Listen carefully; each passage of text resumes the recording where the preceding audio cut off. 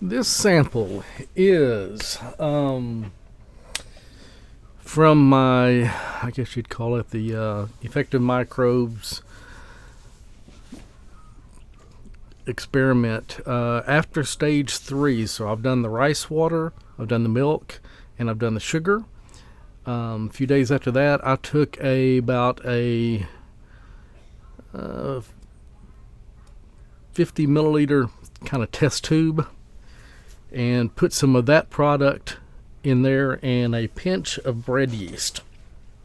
And this has been about 2 days. So about 2 days ago, put in some bread yeast and just to see what the result is. And we shall see. So again, starting off at 40, magnification of 40. Don't expect to see a whole lot here.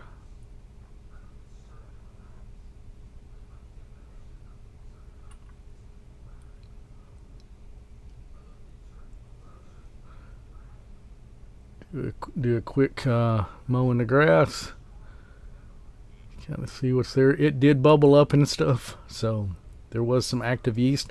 Now this bread yeast has been in the refrigerator for, I don't know, a year or two, and it may not be quite as potent as fresh, but there is activity. I have made bread out of it. So that's 40. Let's go to 100.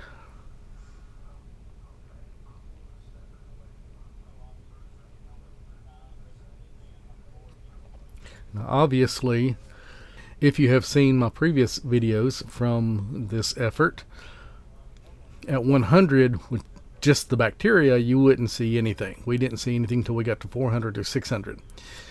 So this is definitely different, but I mean, that's the whole idea. It's yeast. They're bigger.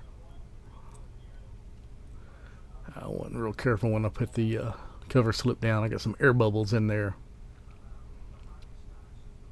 And again, this is the LW Scientific microscope with the BioVid camera 4K, but I am connected USB directly to the computer so that I can manipulate the microscope and talk at the same time until I get a way to do the actual HDMI 4K directly into the computer. I thought about putting a capture card in, but I don't know if I've got any more slots in this particular computer. So let's go to 400.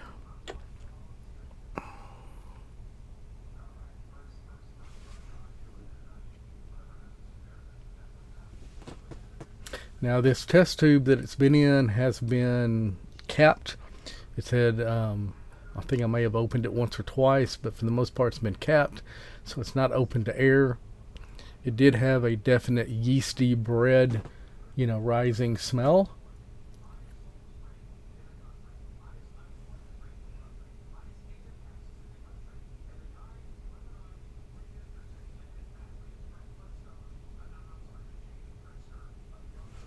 So at 400, seeing a little bit of activity of some of the smaller stuff.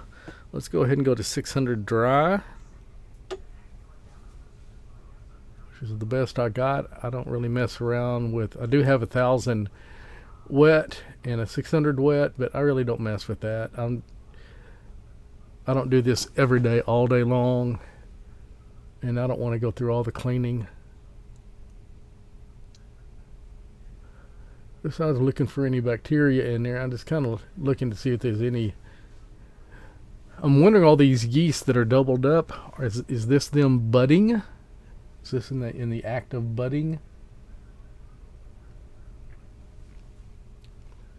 There may have still been some sugar content in the mix, that fed the yeast initially, but again, they've been in there about 48 hours.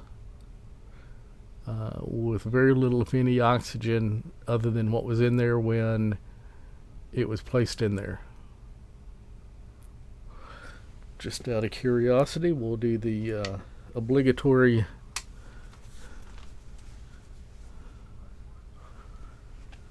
epifluorescence. That's, again, we are at 600.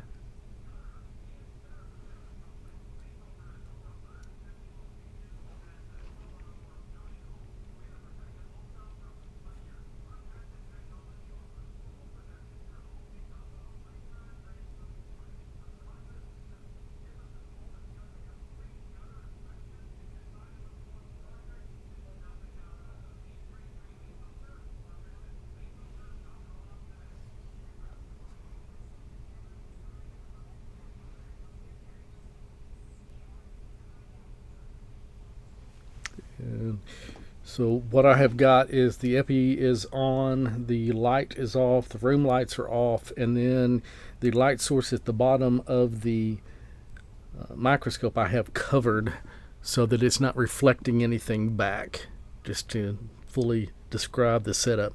So now I'm taking away what's covering the light source that kind of reflects. You can kind of see a little bit of a difference when I put it there and when I take it away. Very minor difference there. Turn the light back on the microscope and just kind of go on and off a couple of times. It's shaking because I got it on a TV tray. So if you'll pick out one of the green dots, and then when I turn it back on, you can see where it is. You know, not all of the yeast cells seem to have the fluorescence, but some of them do. And when you look at the dot itself and I turn it back on, you see the rest of the cell around it. You can tell which ones. Whoops, bumped it.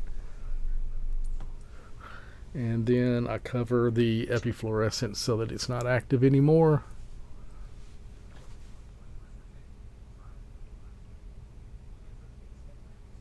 There's some bacterial activity. I see a little bit of bumbling around.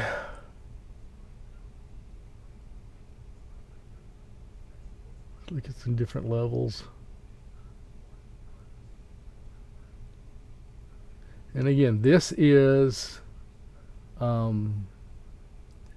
fermented rice water, then fermented with milk, then a sugar source added, and then a couple of days with bread yeast, just standard bread yeast in it. I may do this again.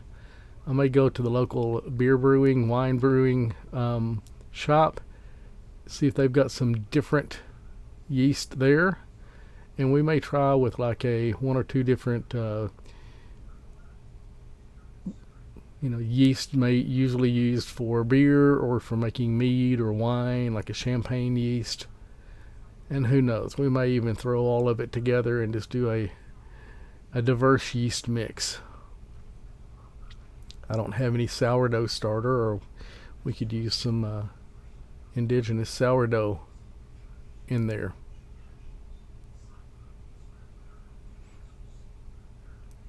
So I'm open to any comments from anybody, suggestions, not only on what I'm looking at, but I'm actively trying to learn how to get better with this with a couple of different groups. I get on the Zoom group at least once a week, and I'm probably going to be restarting the Matt Powers soil microscopy course. Just continually, dipping my toe in along with several other subjects and just trying to learn.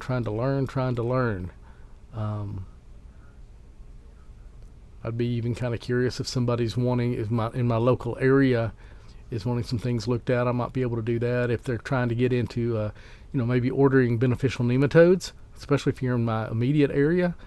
If you get some in and you get a hold of me ahead of time, maybe as soon as you get them, we can throw a sample under the microscope and find out the nematodes that you bought and what was delivered. Are they actually viable? Are there any in there, and are they alive? Because sometimes either the product may not be good to start with, or maybe because of shipping and stuff, environmental concerns, what you receive might not be any good. It'd be like ordering composting worms, and you get them and there's just a massive goo where there used to be living worms. Did you get what you ordered? If you ordered a nuke of bees, or a 3-pound box of bees, did you get living bees or did you get dead bees or sawdust? So the only way to know on some of these things is when you get them, look at them. If you order a product online, if it's a shirt, if it's an electronic device, then you take it out of the packaging and you immediately inspect it and make sure it is what you ordered and that it's functional. We should be doing this with our microbes as well.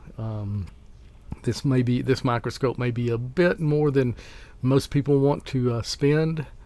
I've got two different ones, but there are plenty of inexpensive microscopes on Amazon either with the camera or with the thing an attachment where you can put your smartphone to it, and you should be able to get down to at least 400. And again, this is 400 right here, and 400 is enough to at least, I mean, you definitely can see nematodes. These are yeast, the big ones you see, and you can see at least the presence of bacteria. So I think that if we're going to be serious about some of our gardening and farming and stuff like that, and ordering microbial inoculants and products, we need to be able to inspect them immediately upon arrival, the same as we would, any other electronic device or clothing. But let me know. Give me some suggestions. Help me learn. Appreciate it.